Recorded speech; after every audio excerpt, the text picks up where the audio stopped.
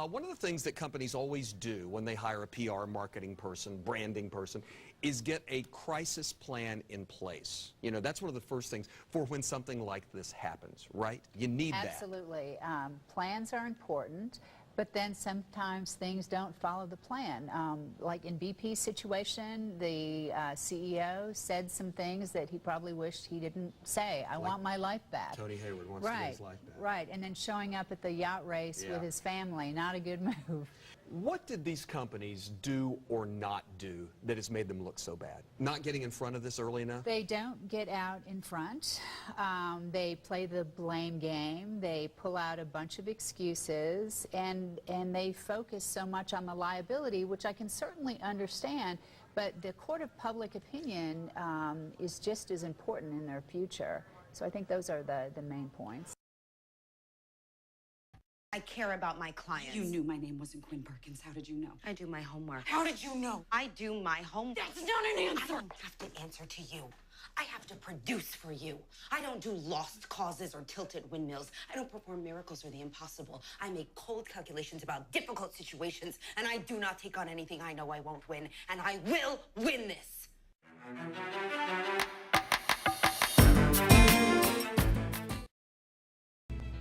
It's hardly news that the internet has turned much of our world upside down. It's as true for how we do crisis communication as how we book our travel.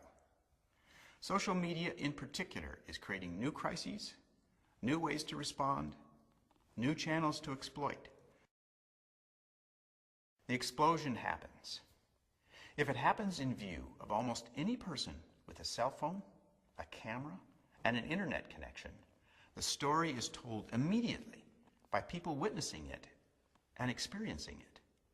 Look closely at this picture of the building in Austin, Texas, where a plane was intentionally crashed. You see bystanders, right? But what are they doing? Nearly everyone is sharing what they see and know and experience with the rest of the world. Today's media channels live or die on immediacy. If it is happening now, they better report it or be irrelevant. They get their information from those same eyewitnesses, those same citizen journalists. All major outlets follow Twitter and other social media, so they know immediately what is going on. How is a PIO or crisis communication team supposed to operate in this new environment?